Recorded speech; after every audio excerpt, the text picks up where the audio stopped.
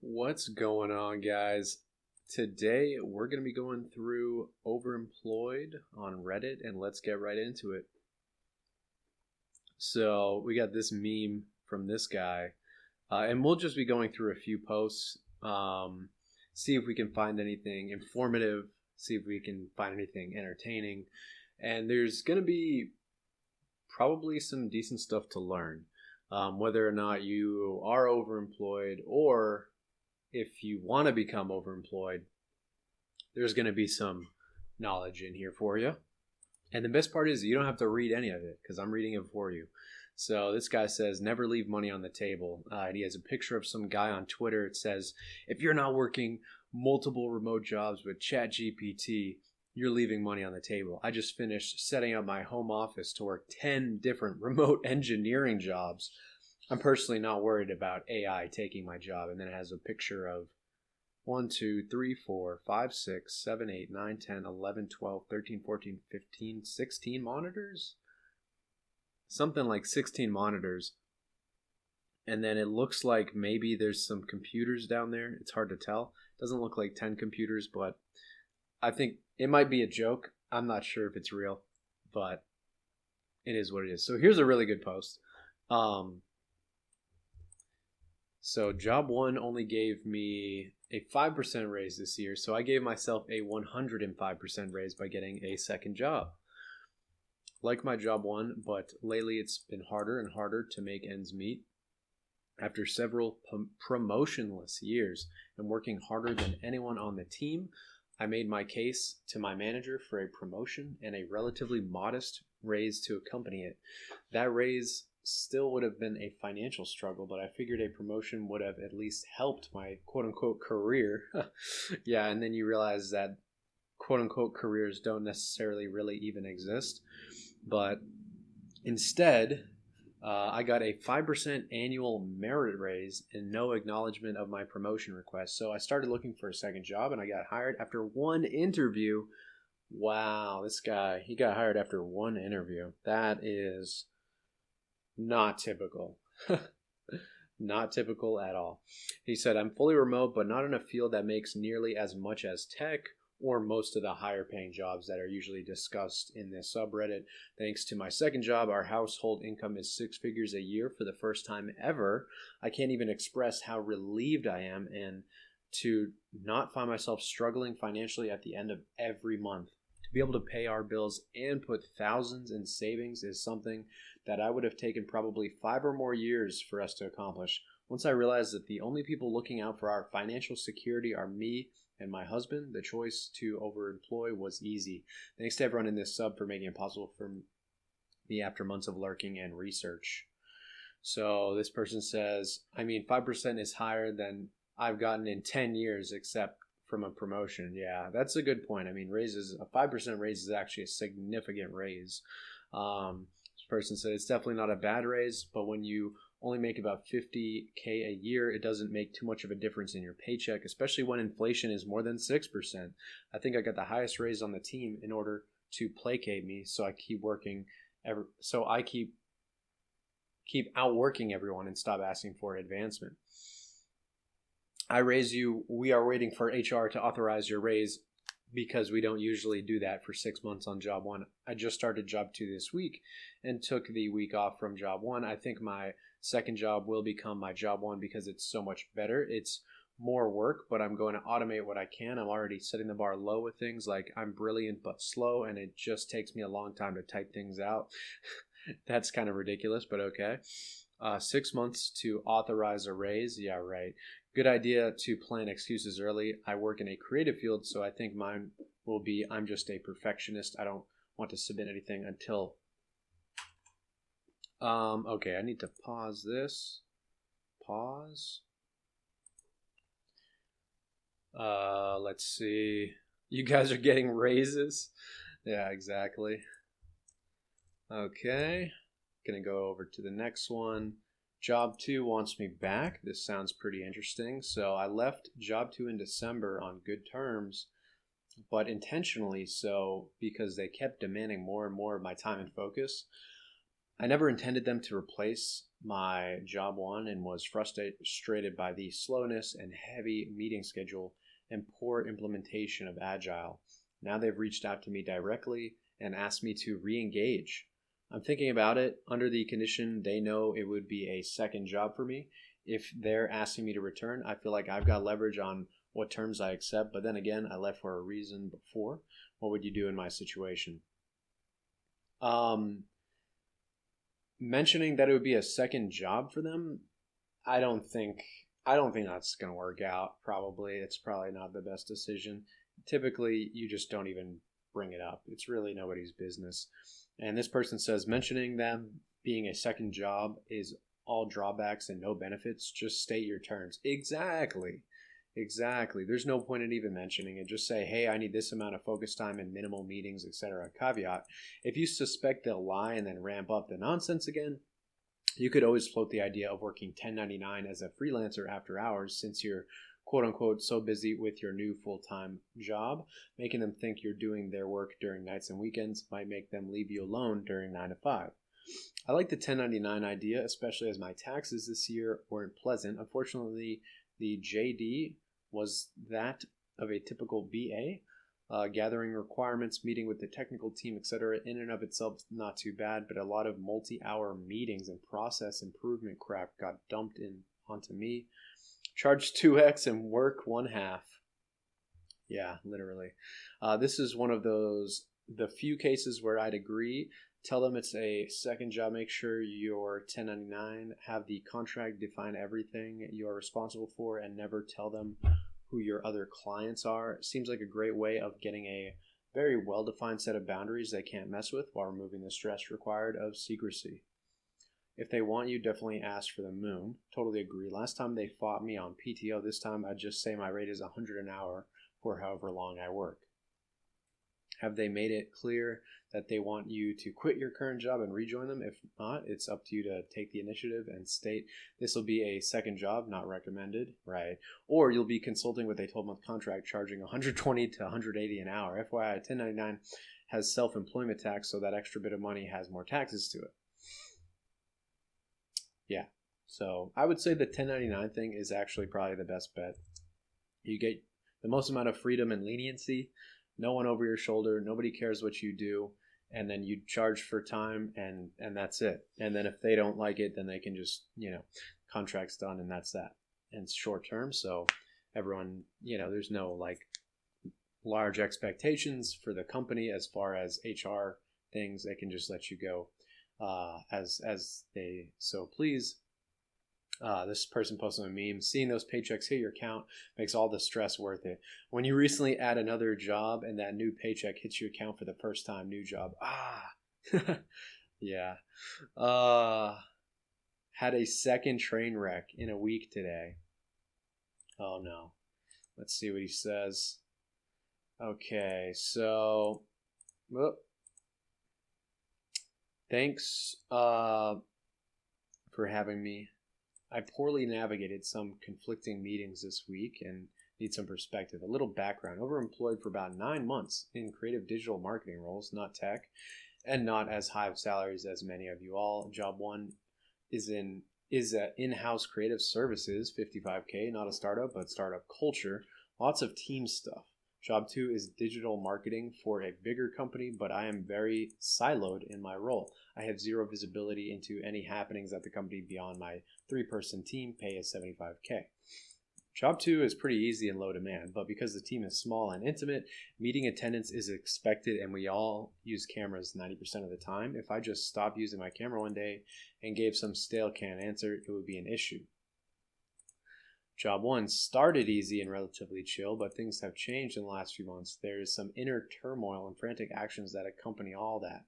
My team got a new manager a couple months back, and meetings have steadily increased. They are often at least a half hour mandatory, and cameras are required.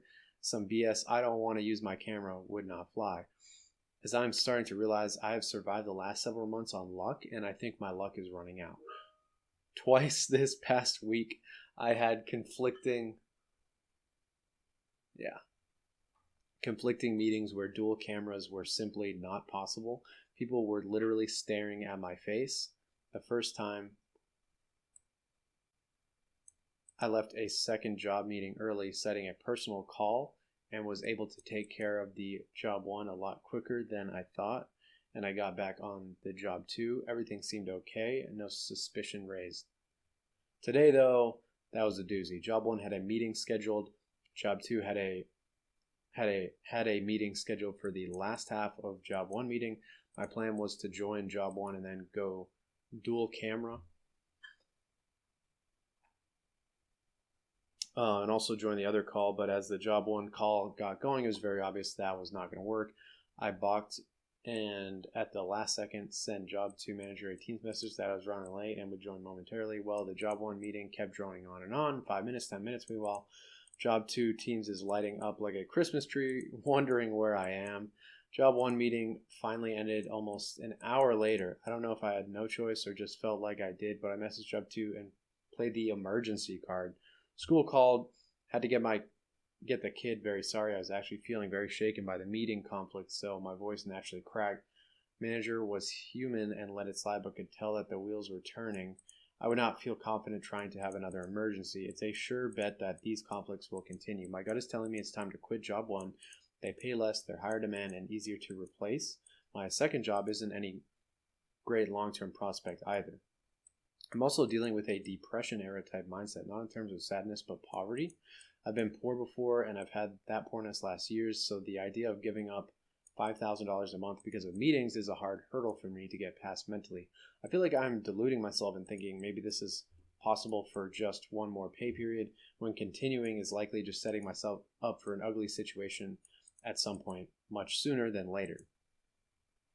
Give up the one that pays less, start looking for another job or two. If you're going to end up blowing both jobs because of all their stupid meetings, then you'll end up in a much worse position. Or you can try setting some hard boundaries with the one that pays less. Tell them that you aren't comfortable being on camera all the time. If that's going to be a problem, you will have to leave the job.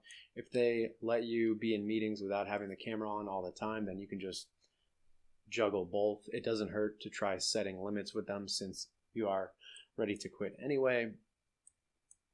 I disagree. Don't look at the 5K less to jeopardize your whole future. You could lose both jobs. I think committing 100% to one would be a better choice for now, giving your peace of mind. Okay. This one wasn't that interesting, to be honest. So we're just going to move on. Anybody else notice salaries offered are lower? This is interesting. Anyone else notice salaries offered are lower than 2022/2021 in tech, Seattle SF? Demand and supply. This is also why our phones were ringing nonstop in 2021, first half of 2022, but now it takes 200 plus applications to get a response from one recruiter. From layoffs.fyi, there has been close to 170,000 layoffs in the tech space globally in 2023 alone. Over 2/3 of them are in the US. Add numbers from Q3 and Q4 of 2022 and you get the picture. While nowhere near as bad as it was between 00 and 03 and 08 and 11, it is pretty bad out there. I was laid off mid Q3 22, 7 to 8 months of retirement and active job applications. Countless hours spent in prep time and interviews, skills, etc. Nothing. After 8 months, I was so bored out of my mind, and I still have issues letting go of the projects I never got to see flourish. It is certainly tough out there, but not impossible. It's fine. The economy goes in cycles. When the Fed starts lowering the rates and all companies start having access to free money, they'll start fighting for resources again, and we'll all start changing jobs. Right on. This is the reason people should save heavily on the boom part of the cycle. I will disagree a bit here. This isn't a cycle. This is a correction. Most tech companies overhired the past COVID economic drop, and you'll see more people getting laid off towards the summer. Good news there is that there is still plenty of jobs open, just may not be the same salary as ones gotten during the pandemic. Employers market now, and they are starting to flex. LOL, be patient, it'll come back around. Have you noticed the layoffs recently? The past 3 years were peak tech bubble, where companies would overpay just to hire a bunch of talent to keep them away from competitors while not even having work for them. Now that the money printer's off, it's finally back to reality, reversion to the mean. I kept telling people to curb their expectations of engineering salaries, but kept getting downvoted on CS career questions. Now most posts are about getting laid off and not being able to find jobs, yet they continue to complain about lower salaries. While my salary was never over 100K, I don't know anyone above that target, so I don't know where all these newly printed money went. This is why I will never recommend someone getting into IT field anymore. There are way too many of us out there for not really enough positions, and the money isn't really there anymore. This has been going since I started pay 13 years ago. My area is about 35K. After 3 years, it was down to 32K. I don't know what this guy's talking about. Yep, I'm looking at 20 to 30 an hour decrease for my next role. For context, job 1 is 110 an hour. Job 2 is 90 an hour, which I'm going to need to replace both due to budget cuts. It took years to get to this point, meaning a senior contributor, so this is a bit annoying. I'm always looking, so when wages bounce back, I'll just bail and take the higher paying role. So it sucks, but hey, I'm in a better position than a lot of people. My ex-GF and my old PA are both out of work for like 6 months. It's rough out here for non-niche roles. I'm a bit spooked to the point I'm considered going back to school for AIML. Yeah, it sucks. Lost a third job making 80 an hour, and the highest I'm seeing for a replacement is 60. More places are asking for hybrid / on-site as well. Well, both of my overemployed jobs I got in late 2022 pay about what I made at my old traditional corporate full-time job in early 2022. However, I'm not a SWE, so I imagine those have taken a pounding. However, need to be realistic. The last 2.5 years, very average SWEs were being paid like experienced multi-discipline SWE were paid. So the market was out of whack. So this is not really the best news, but I think it is, it's reality. And there's a lot of layoffs. Salaries are coming down, and companies are being less competitive with hiring people. And they're also wanting more people to be hybrid, which means less opportunity for OE. But I think overall, it's going to increase in general. The trend will continue to increase. And there's always contracting, which will always be fully remote. The bottom line is if people want things to get done, then they'll hire you. And that will never stop. So you have to keep in mind the broader scope of things and not worry about this nitty-gritty. The nitty-gritty boom, the nitty-gritty bust. The bottom line is if you're practicing your skills, you're learning marketable skills, you're developing that resume and things like that, and then you're putting yourself out there, you will find work. So maybe people disagree, but this is how I cope with the stress of managing meetings at multiple jobs. It's all worth it on payday. How do you deal with stress of managing meetings with multiple jobs? My bank account. Yeah. Okay, so let's see what this guy says. Sorry, this post was deleted by the person. Yeah, enjoy the sanity break you deserve, although it was no longer OE, but rather overworkedment. The model broke what? So the model broke the rules when you accepted promotions. Overworkedment? Interesting. So I guess let's see what he says, because the post is gone now. Sorry for the rant, but the first time in about 2 years, I will officially only have one job, and it feels great. No more fancy dinners or random splurges, but it feels good to have my time and sanity back. I made the mistake of accepting promotions. So, whoa.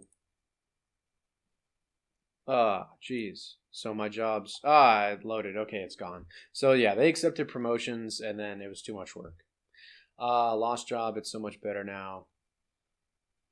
All right, I think we're just going to wrap it up here and I'll probably put another episode out. Hopefully you guys enjoyed it. Talk to you soon.